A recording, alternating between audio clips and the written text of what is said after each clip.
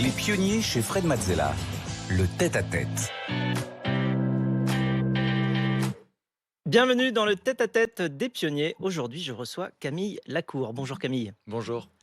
Alors, tu es une légende de la natation, 5 fois champion du monde. Le fil rouge de cette réussite, c'est ton obsession à aller chercher 100% de tes capacités, indépendamment des autres. Les hauts et les bas de ton parcours t'ont amené à développer une résilience et une philosophie puissante, ainsi qu'une force mentale à toute épreuve. Depuis que tu as arrêté la compétition il y a quelques années, tu parles principalement de santé mentale chez les athlètes de haut niveau et tu montres la face cachée des podiums et des médailles. Alors merci de venir dans les pionniers. Ici, on mentionne ce que tu fais ou ce que tu as fait, mais on s'intéresse surtout à ce que tu penses. On va revoir ton parcours, on va surtout plonger, c'est le cas de le dire, dans ton univers. Non, c'est promis de ne pas faire Non, pas trop trop. de jeux de mots sur la natation, j'espère qu'on va y arriver. Donc, on va comprendre ton mode de fonctionnement, tes émotions, tes apprentissages et notre voyage. On remarquera que je n'ai pas dit croisière, sera agrémenté d'informations et d'illustrations de Rebecca en plateau. Alors, on commence par ton parcours.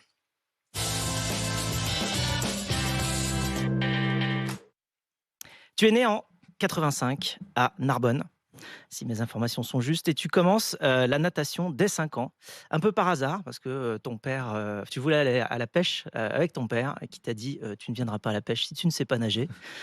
Donc tu es allé dans la piscine et immédiatement tu adores ça. Et à 16 ans, tu intègres le pôle espoir de Font-Romeu et c'est le début de ta grande carrière sportive, Rebecca. En 2001, vous intégrez le pôle espoir de Font-Romeu auprès de Richard Martinez. Vous avez alors 16 ans et illustrez bientôt dans les catégories d'âge inférieur au niveau senior. Vous êtes ainsi médaillé de bronze du 50 mètres d'eau lors des championnats de France cadets. Et l'année suivante, vous l'êtes encore, mais cette fois en double médaille de bronze sur 50 mètres et 100 mètres d'eau en junior. En 2004, vous remportez ensuite 2 titres de champion de France et après les championnats d'Europe de France à Dunkerque et Saint-Étienne en demi-finale senior. Vous obtenez en 2005 des premières récompenses au niveau national pour obtenir 2 ans plus tard 2 premiers titres nationaux seniors en grand bassin en battant votre premier record de France. Après une disqualification qui vous fera déclarer forfait pour les championnats d'Europe, vous retrouvez rapidement le niveau en décrochant 2 titres de champion de France en petit bassin à Angers et vous vous appropriez en plus les records de France des 50 et 100 mètres d'eau. Vous enchaînez les compétitions jusqu'à devenir premier champion du monde de l'histoire de la natation française de 100 mètres d'eau, champion de France à plusieurs reprises et 5 titres mondiaux plus tard. Vous prenez votre retraite en 2017 pour devenir ambassadeur, consultant et commentateur sportif et incarner la persévérance, tout comme dans votre autobiographie intitulée 50 nuances de bleu. Waouh, Ah oui, nickel. ah bah C'est résumé bon, comme bah, j'ai ça. rien à dire. Merci, au revoir. Bah non, si justement, parce que ce qui nous intéresse, c'est ce qui est derrière tout cela. Alors, raconté comme ça, c'est une succession d'exploits incroyables. On penserait que tout est facile pour toi, mais en fait, c'est pas le cas. Enfin, On dirait comme ça, c'est comme vrai. jamais. C'est vrai, Mm. raconter comme ça paraît simple. Et alors, on va parler juste un petit moment. À 20 ans, tu as dû partir de ton centre d'entraînement de Font-Romeu. Est-ce que tu nous racontes les conditions de ce Les départ? conditions, alors à 20 ans, ça fait quelques années que ça dure. C'était écrit sur mon bulletin quand j'étais encore collégien et lycéen, j'étais un agréable fumiste. Et en fait, cette attitude C'est bien, de... c'est contrasté. Agréable, déjà, j'étais pas un boucan, mais juste, je faisais le strict minimum. Et en fait, cette attitude que j'avais en cours, je l'avais aussi, évidemment, dans le sport, parce qu'en fait, c'était plus ma philosophie d'être à la cool et de laisser vivre. Et évidemment, pour faire du sport de haut niveau ou pour exceller dans n'importe quel domaine, ça marche pas. Et en fait, mon entraîneur avait vu en moi le potentiel qui est apparu plus tard. Et moi, je n'en avais pas conscience. Donc voilà, je me laissais promener au guise des entraînements. Et donc, arrivé en septembre, donc c'était ouais, c'était juste avant d'arriver à Canet-en-Roussillon. En fait, j'appelle mon entraîneur Richard Martinez. Je lui dis comment on fait pour la reprise. Et il me dit d'abord, je prends l'équipe et après, j'intègre le boulet. Le boulet, c'était moi.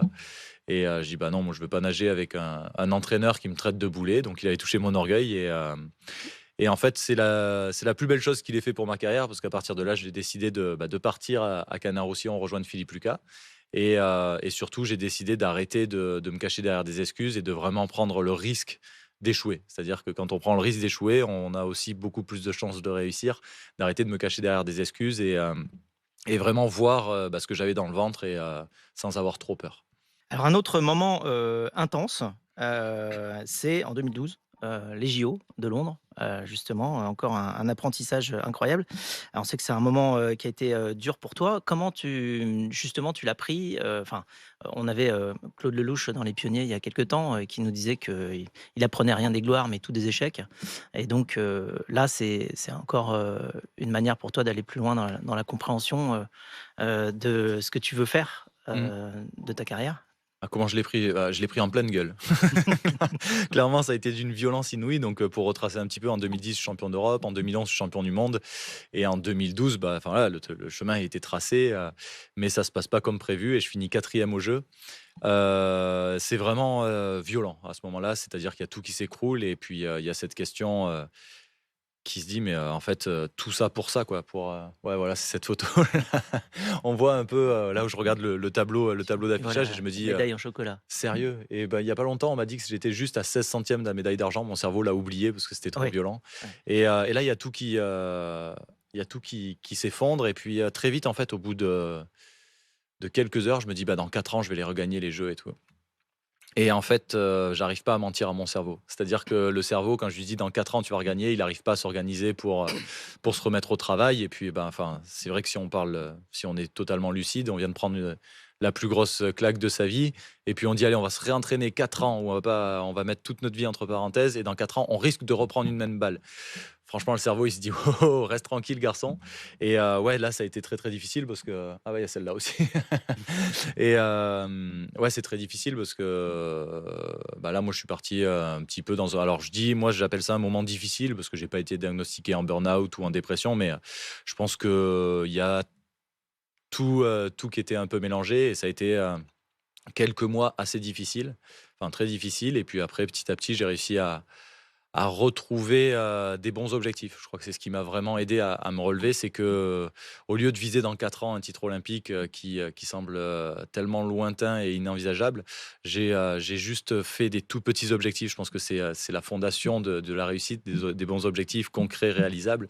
Et là, c'était simplement, bah, de me lever tôt le matin, de prendre une douche, de me raser, d'aller chercher le pain et en fait de repartir un petit peu comme une voiture qui est en panne, de la repousser. Une fois que les deux trois premiers pas sont faits, Et on peut avancer. sur tes séances d'entraînement, du coup, tu te fixes aussi, individuellement par séance, des petits objectifs? Toujours. Et surtout, j'oublie pas, quand je sens que j'ai fait le job et que j'ai fait, mon 100 parce que pour moi, c'est la clé, il faut pas se mentir, sinon ça marche pas. Mais si on donne vraiment tout ce qu'on a dans le ventre et que même si on est un peu fatigué, j'aime, et je pense que c'est, une des clés de la réussite, c'est de savoir s'auto-congratuler en disant: «Aujourd'hui, j'ai bien taffé, j'ai encore fait un pas vers, mon objectif». Et alors enfin, il reste encore énormément de travail pour y arriver. Mais ce jour-là, il est fait, il est plus à refaire et surtout, on va en tirer du bénéfice et pas voir ce qui a pas été fait. Parce que de toute façon, on n'est jamais parfait. On peut pas être tout le temps à 100. On peut pas tout le temps être, physiquement au top. Mais, il faut savoir, s'adapter, adapter ses objectifs à très court terme pour continuer d'avancer, même si, on adapte un petit peu cette vitesse. Et donc tous ces petits efforts mis, bout à bout, ont quand même fait que tu as eu plusieurs, titres mondiaux par la suite, hein, jusqu'à arriver quintuple, champion du monde, ce qui est pas rien. Donc cette persévérance-là, tu la dois beaucoup à, une force mentale que tu as développée au cours des années, au cours de ta carrière et on va donc s'intéresser maintenant à cette partie-là. On passe à la section passion.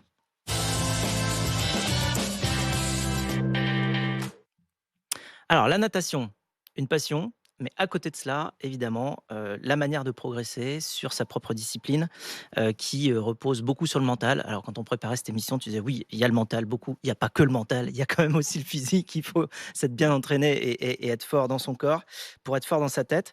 Mais tout de même, le mental, c'est ce qui fait la différence quand on arrive au plus haut niveau. On va s'intéresser à cette partie-là, Rebecca.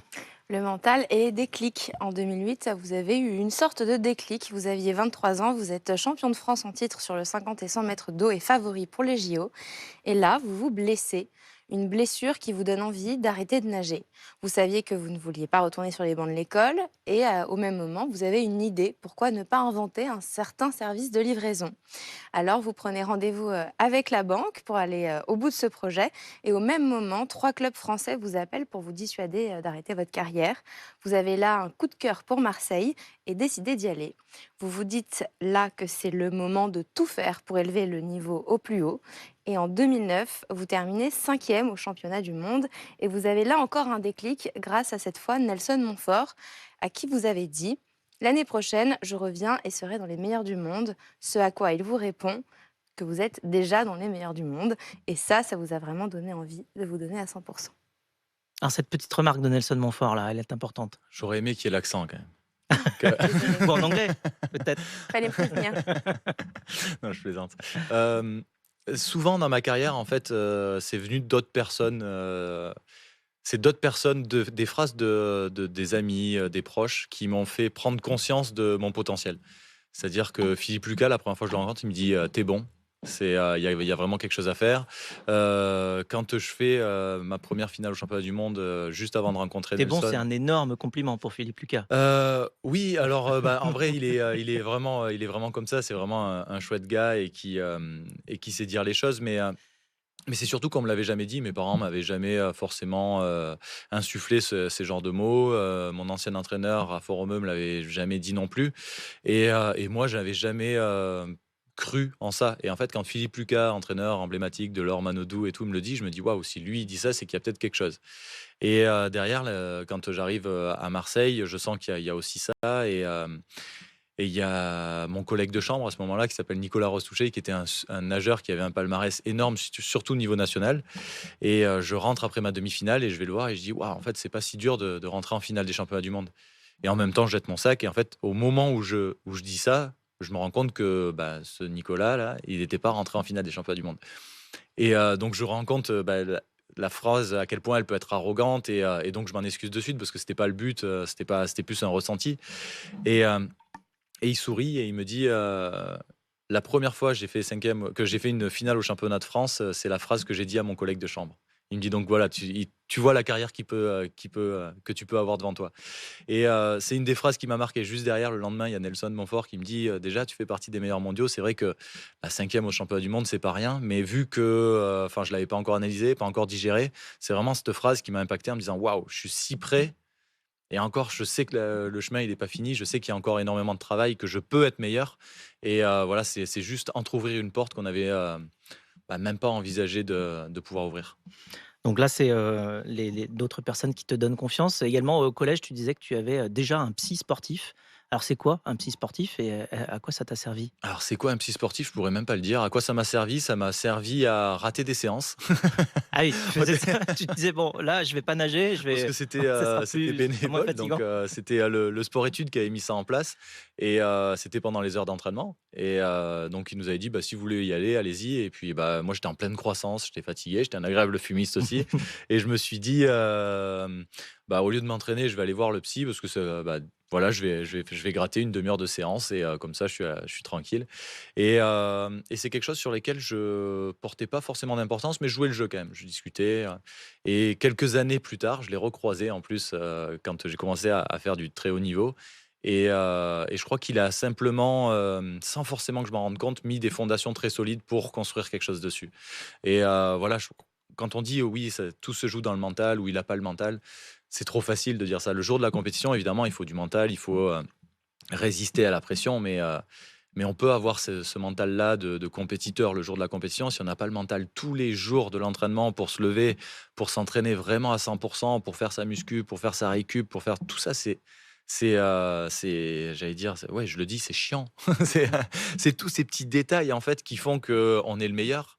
Et c'est tous ces petits détails qu'on n'a pas forcément envie de faire. C'est aller faire le bain froid juste après les séances. C'est toute cette accumulation de détails qui fait qu'on devient le meilleur. Et ça, c'est le mental. Parce que si on néglige ces moments-là, on peut être un tueur le jour de la compétition. On n'a pas tout fait aussi bien que ses adversaires pour pouvoir défendre nos chances. Et c'est pour ça que j'aime bien dire le mental, pour moi, c'est un grand sac où on balance tous les ingrédients de la réussite. Donc évidemment, il faut avoir cet esprit, mais il y a tellement d'autres choses. Et puis, ça s'organise. Et un préparateur mental, pour ça, moi, il m'a beaucoup aidé aussi pour prendre conscience que je pouvais durer aussi et des clés aussi. Et alors, donc, tu as beaucoup partagé, beaucoup appris aussi, évidemment, des autres nageurs, même s'il y a la compétition, il y a beaucoup de respect. Euh, Est-ce que tu peux nous raconter le moment où Florent Manodou est venu te voir en disant est-ce qu'on peut travailler ensemble? Alors déjà, Florent Manodou, pour moi, c'est un nageur extraordinaire. Pour situer, c'est une force de bûcheron et c'est une glisse de dauphin. C'est-à-dire que Oui, il a tout. j'ai un petit palmarès dans la piscine, mais quand on l'a vu arriver à Marseille, on s'est dit: «Ouf, lui, il est au-dessus, quoi». C'est vraiment un talent hors norme et un jour, il est venu me voir et il m'a dit: «Voilà, Camille, j'aimerais faire du 50 dos», donc là où je suis, champion du monde T'as dit bon, bah et là, t'es gentil, mais je ouais, suis déjà. Hein. la 1re fois, je me suis dit: «Pouf, le chacal, qu'est-ce qui pourquoi il vient m'emmerder à moi?» Tu sais, le crawl, c'est bien aussi. C'est ça, t'es bon en crawl un peu, arrête de jouer. Et en fait, il faut savoir que Flo, quand il était dans les catégories inférieures, il était champion de France de 50 mètres d'eau déjà. Donc, en fait, il a commencé d'ossiste. Et, donc, au début, ma première réaction, c'est de dire ouah, dur qu'ils viennent. Et très vite, en fait, je me dis mais quelle chance d'avoir un nageur pour qui j'ai autant de respect. Quelle chance de pouvoir travailler avec lui, de la chance de pouvoir progresser avec lui et d'échanger, d'avoir autre chose. Et puis, il va m'amener une pression constante qui va me faire progresser toute l'année. Et donc, on a décidé de faire 2 à 3 entraînements, de rajouter une demi-heure à chaque 2 à 3 fois par semaine pour que j'y apprenne ce que j'ai appris en 10 ans. Il avait 6 mois pour l'apprendre jusqu'au championnat de France. Et là, il s'est passé quelque chose de vraiment fantastique où moi, j'ai tout donné. Et lui aussi me donnait des détails. Alors évidemment, il ne pouvait pas me réapprendre ma spécialité, mais par contre, il me posait des questions que je ne m'étais pas forcément posées parce que j'étais trop dans mes certitudes. Et il me disait, mais pourquoi ton bras, il fait ci tout. Et en fait, ça nous a fait évoluer vraiment. Et quand on arrive au championnat de France, il y a que 2 places qualificatives et le deuxième, c'est quand même Jérémy Stravus qui était champion du monde aussi du 100 mètres d'eau à Shanghai. Et j'ai la chance de gagner cette course. Jérémy fait deuxième et Flo fait troisième à 2 centièmes derrière Jérémy, donc se qualifie pas pour les championnats du monde. Et donc il est vraiment agacé après cette course. Et il se qualifie sur le crawl et sur le papillon. Il réussit les championnats du monde derrière très bien. Et moi, le dernier jour, c'est le 50 dos. Je gagne ce 50 dos au championnat du monde. Et quand j'arrive au coin France, il y a Flo qui arrive et qui me prend dans les bras et il me dit si j'avais été qualifié sur le 50. Et je le regarde comme ça, je dis non, aujourd'hui c'est moi le qualif, c'est moi le boss. Je dis genre, tu vas pas sous-entendre que tu aurais pu me battre, quoi. Et je le regarde, je fais mais je t'aurais éclaté. Je lui dis. Et il rigole et il me dit ouais, t'aurais gagné, mais t'aurais battu le record du monde et j'aurais été deuxième. Et donc on a souri, on s'est congratulé et je suis parti. Et en fait, quand je suis allé chercher ma médaille, je me suis dit mais cette phrase, elle est énorme de belles valeurs, en fait. C'est qu'on s'est mis tous les deux en danger parce que moi, j'ai donné toutes mes clés de la réussite à ce garçon-là. Il aurait pu me battre, mais on avait compris tous les deux que l'essentiel, c'était d'être à 100% ce jour-là. Et que si l'autre était, si on se faisait battre par plus fort que soi, mais qu'on avait tout donné et qu'on avait joué le jeu, aucun des deux aurait été déçu. En Pas fait, de regret, quoi. on aurait été content de Pas se de faire regret. battre par Puis en quelqu'un plus, qu'on respecte. l'entraînement de l'un par l'autre qui fait que On- tous les deux, ensemble, vous vous poussez plus loin que ce que vous pensiez faire tout seul. Voilà, on aurait été tous les deux meilleurs que l'un sans l'autre. Et ça, c'est une philosophie qui est difficile à mettre en place, mais quand on y arrive, c'est vraiment une spirale vertueuse qui est magnifique à vivre. Alors, tu parles de fatalisme parfois, qui est une notion qui se rapproche un petit peu de la notion philosophisme du stoïcisme. Est-ce que tu peux nous résumer en quelques mots ce que c'est pour toi, justement, le fatalisme quand tu abordes ton travail? Alors, pour moi, le fatalisme, c'est de ne pas perdre d'énergie sur ce qu'on ne peut pas gérer et d'utiliser toute son énergie pour changer ce qu'on peut faire évoluer. Et Voilà, c'est exactement ça. J'avais sur mes notes la citation de Marc Aurèle, voilà. un stoïcien, qui dit que la force me soit donnée de supporter ce qui ne peut être changé et le courage de changer ce qui peut l'être, mais aussi la sagesse de distinguer l'un de l'autre. Mais du coup, je vais changer, je vais en profiter pour changer mon vocabulaire parce que je me trompe de mots. Mais merci pour ça parce que du coup, j'ai appris quand on a préparé ça et quand on en avait discuté. Et c'est vrai que le bon mot, c'est vraiment stoïcisme. Mm. Et je l'utiliserai parce que il y a beaucoup trop de gens qui perdent de l'énergie sur des choses qui sont inutiles. Et dans le sport, on vit vraiment ça lors des blessures. C'est-à-dire que les blessures, on est des lions en cage. Alors les gens pensent peut-être que quand il y a une blessure, on attend tranquillement chez soi, en train de faire des barbecues et boire du rosé avec les potes le temps que ça aille mieux. Non, nous, toute notre journée est programmée sur de la récup, sur de la cryo, des massages. Ouais, d'autant plus que tu me disais que tu as que 6 heures par jour, de toute manière, pour t'entraîner, parce qu'après, ça devient beaucoup trop pour le Ouais, corps. quand tout va bien, ouais. Donc, tu dois investir ces 6 heures par jour au mieux, et donc vraiment décider ce sur quoi tu as une action. C'est ça. Ouais, l'avantage du sport de haut niveau par rapport au monde de l'entreprise, c'est que nous, on peut pas dépasser ça. Sinon, on part en surentraînement, en blessure. Parfois, on dépasse 6 heures Bah ouais, par jour. complètement. Je sais, je suis plus sportif de haut niveau. Et, comment on fait dans ces 6 heures pour être le meilleur du monde? Et je trouve que c'est là où en fait on peut ça peut faire peur, soit ça peut être génial. Et moi j'adorais me dire comment je vais être plus inventif, comment je vais être plus créatif que mes adversaires, qu'est-ce que je vais aller chercher, comment je vais copier aussi. J'étais très curieux, j'allais voir énormément de vidéos. Dès qu'il y avait une course avec un chrono intéressant, j'allais voir la course sur YouTube. J'essayais vraiment de m'imprégner de ce que mon adversaire faisait. Pas pour le copier, mais pour adapter ce qu'il faisait de bien et qu'il a peut-être pensé que moi j'ai pas pensé. Et voilà, toujours essayer de rester curieux et de Aller surtout regarder la jamais croire, concurrence. ouais, jamais Et croire que j'avais la s'inspirer de solution. la compétition, ouais, tout à fait. Très bien. Alors, merci beaucoup pour ce partage. C'est le moment pour nous de passer à la séquence rapide de cette émission. C'est le Quizella. Voilà, on plonge dans le Quizella, dans les jeux de mots de natation ou pas. Donc les règles, c'est très simple. Je te pose une série de questions assez rapidement et puis tu dois y répondre le plus vite possible aussi. Ok, C'est parti. Top chrono. T'es prêt? allez. Marseille ou Font-Romeu? Marseille, Ta sensation la plus grisante, c'est la glisse ou la puissance? la glisse, Le sport que tu fais pour te détendre? le golf, Est-ce que tu sais nager pour le plaisir aujourd'hui? non. Un plaisir coupable? Ouais, du bon vin, Ta potion magique à toi, ce qui te rend encore plus fort? mes enfants. Ta kryptonite à toi, ce qui t'affaiblit? Euh, Ouais, il y en a beaucoup. Le vin aussi. Le vin aussi. Un agréable Un agréable fumiste, c'est plutôt un lion patient ou bien un chimpanzé bout en train? Euh, Ça peut être les deux. Un joker sur celle-là. Ça dépend ce qu'on décide d'en faire. La différence entre l'activité physique et le sport pour toi, c'est quoi? La performance. Si tu n'avais pas pu faire de la natation, tu aurais fait quoi? En sport, du volley ou du hand. Tu es conférencier, quel est le message principal que tu veux passer à ton auditoire? Qu'on peut tous être les champions de notre vie. Quel est ton plus grand rêve aujourd'hui? De faire passer le message qu'on peut tous être champions de notre vie. Non, professionnellement, c'est ça. Et personnellement, c'est d'être un bon père. Qu'est-ce que l'esprit pionnier pour toi? De ne pas avoir peur d'aller là où jamais personne n'a osé aller. Et pour finir, si les 8 milliards d'êtres humains sur cette planète écoutaient les pionniers aujourd'hui, ce qui est pas loin d'être le cas, je te laisserai regarder les audiences, On est un chouïa. quelle serait la plus belle phrase que tu leur adresserais? Waouh, celle-là n'était pas préparée. C'est dur. Et on est chrono. Bah, on les est autres non chrono. plus n'étaient pas C'est préparés. vrai. Non, mais Mais elle est plus dure, c'est celle-là vrai, est le plus pour la dur. fin. Je leur Bon, dirais on y de prendre que le positif des gens et de laisser de côté le négatif. On aurait beaucoup moins de problèmes. Très bien. Et alors, donc, pour en savoir encore plus sur toute ta philosophie de vie, évidemment, il y a ton livre 50 nuances de bleu, dans lequel tu racontes tout, y compris l'envers de la médaille, quelque part. Et donc, on comprend beaucoup mieux ce qui t'anime. Alors, on va se quitter aussi sur cette chanson que tu as choisie, que tu as sélectionnée, qui est Dance Monkey de Tones and I. Alors, pourquoi tu as choisi cette chanson?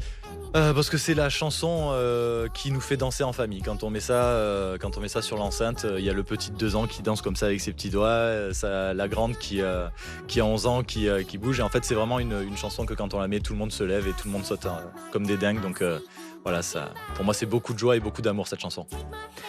Merci Camille, bravo plaisir, pour merci ce de m'avoir fait parcours, confiance. merci pour ce partage incroyable, cette plongée dans ton univers. Et puis bonne continuation, on te retrouve bientôt au JO. Oui, je commenterai pour France Télévisions et j'ai la chance aussi d'être un porteur de la flamme olympique. Donc, Eh bien voilà, et un grand donc honneur. à bientôt. Merci Camille. Merci beaucoup.